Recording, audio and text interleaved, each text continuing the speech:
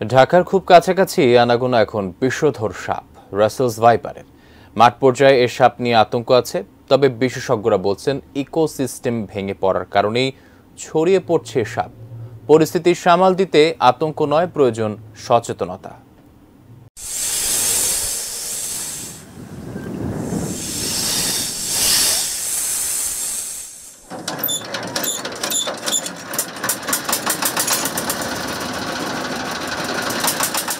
মানিকগঞ্জ হরিরামপুরের এপার থেকে ওপার যাত্রার সময় প্রায় আধা ঘন্টা।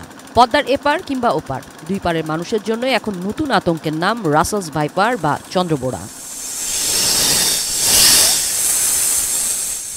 চরের মানুষের কাছে সাপটি নতুন।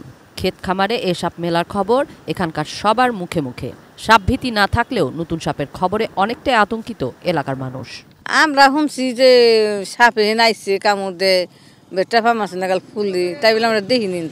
ওই যে আর কি দোপ সাইড বসন্তপুরের সাইডটা আছে বেশি, হন্দে বেশি চালে হন্দে আবার যে বন টন থাকে জোর জঙ্গল হন্দে বেশি। আর আমার কিন্তু তো বেশি বন টন নাই, জোর জঙ্গল হেপদেন নাই। মারছে মানুষ 2-3 দিন মরে গেল, তাই শুনছি, নিজের চোখে দেখিনি আমি। ওই যে বয় আছে ভিতরে, হায়ের পেস পোনা গেছে মায়, এই ধরনের একটা ভয় আছে। আমরা তো মাঠে না করলে করব কি? এই তো যে বুনছি এখানে নিরেট না জোগাড় করা লাগবো। এই তো শুনি যে নতুন সাপ আইছে, নতুন সাপ যারে ছুইব পয়সা যায়, এই তো শুনি। প্রতিনিয়ত সাপের উৎপাত এখানকার মানুষের গা সওয়া। তবে যখন তখন ঘরে কিংবা উঠোনে সামনে পড়ছে এ রাসেলস ভাইপার। কোনদিন দেখিনি, আগে কোনোদিনও দেখিনি, এই প্রথম। কত বছর ধরে আছেন এখানে? এনে আসছি 20-25 বছর, 25 বছর।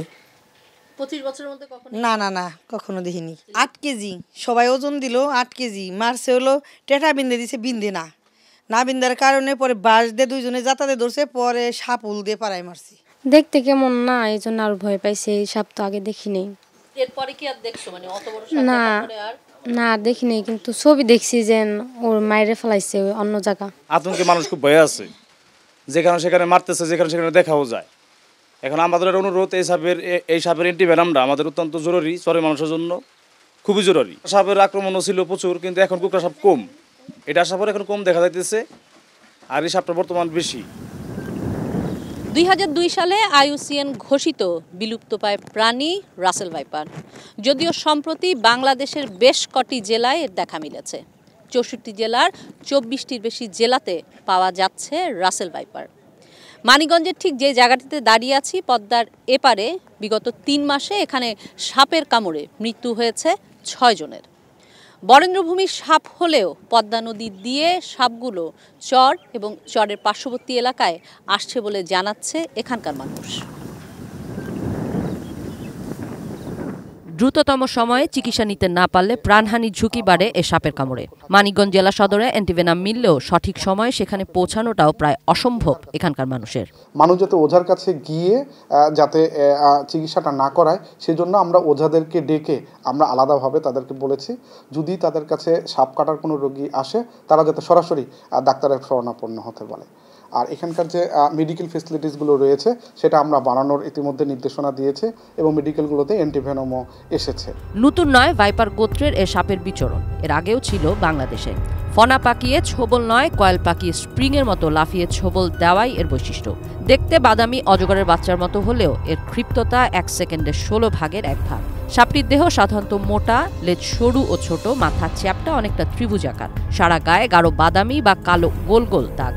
ঘন জঙ্গল নয় এদের বাসস্থান, ঘাস, ঝোপ, বন কিংবা ফসলের ক্ষেত। প্রধান খাদ্য ইঁদুর, ছোট পাখি, টিকটিকি ও ব্যাঙ। এর বিষ দাঁত প্রায় 16 মিলিমিটার পর্যন্ত লম্বা। প্রায় 250 মিলিগ্রাম পর্যন্ত বিষ ঢালতে সক্ষম এ সাপ। অন্য সাপ ডিম পারলেও রাসেল ভাইপার প্রায় 70টি বাচ্চা দেয় একবারে। বিশ্বমানের থার্মিক্স রড, সালাম স্টিল থার্মিক্স, দেশের একমাত্র Thermex rod. Wild life and snake rescue টিমের তথ্য বলছে আগে 7 জেলায় রাসেল ভাইপারের উপস্থিতি ছিল।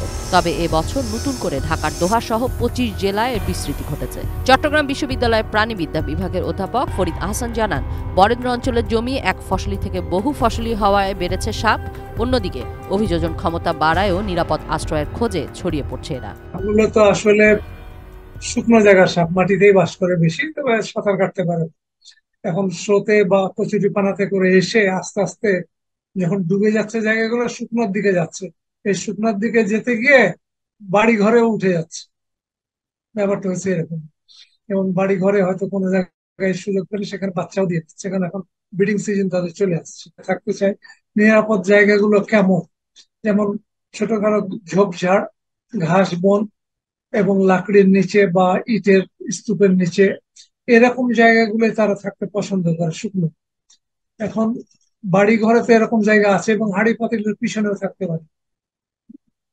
এই জায়গাগুলোতে যেহেতু থাকতে পারে, এখন ওই যে বললাম বাইরে পানি, ওদের থাকার জায়গায় যেগুলা ইঁদুরের গর্ত সেগুলা ভরে গেছে, এরা এখন শুকনো জায়গায় আসে, এভাবেই এসেছে।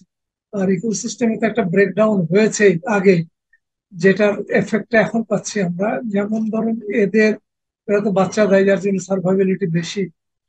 দুই হলো এদের বাচ্চাগুলো আগে হয়তো গুই সাপে, তারপরে আপনার চিলে, তারপরে বেজিতে খেত। এখন তো ওই প্রাণীগুলো কমে গেছে, গ্রামে গঞ্জে কমে গেছে। কমে যাওয়ার জন্য এদের সংখ্যা বাড়ার একটা আর একটি হলো যে অনেক আগে আমি বলেছি, আর 18 সালে 16 সালে, যে বরেন্দ্র এলাকাতে তো সবসময় ছিলই। তো এই জায়গায় আগে ফসল একটা হতো, জমিতে ফসল অল্প সময় থাকতো, এখন 2-3টা হয়। 90-এর পর থেকে 2-3টাও এখন ফসল থাকার ফলে ধান ক্ষেত বা গম ক্ষেত বা ফসল থাকে, যে কোনো চৈতালি ফসলও থাকতে পারে। এই ফসলগুলো থাকার ফলে এই ফসলের ক্ষেতে ইঁদুরও থাকে, সাপও থাকে, ওরা খাবার পায়। ইঁদুরটা যেহেতু তাদের প্রধান খাবার একটা, তার সাথে ব্যাঙ, কাঁকড়া, মুখ এগুলো খায়, টিকটিকিও খায়। তো ইঁদুরটাই বেশি পায়, থাকে ওখানে যেহেতু। তো এর জন্য ওই ক্ষেতে দেখা যায়, এখন ক্ষেতে ধান কাটতে যখন যাচ্ছে, আমরা আগেই, নিজেও আগেই বলেছি যে হ্যাঁ, পারলে গামবুট পরে যাওয়া, জিন্সের প্যান্ট পরে যাওয়া, পারলে হাতে যদি গ্লাভ দিতে পারে ভালো। বিশ্ব স্বাস্থ্য সংস্থার তথ্য বলে, দেশে প্রতি বছর অন্তত 5,80,000 মানুষ সাপের কামড়ের শিকার হলেও বছরে মৃত্যু হয় প্রায় 7,500 মানুষের। কিশোর জাহান, ATN নিউজ, ঢাকা।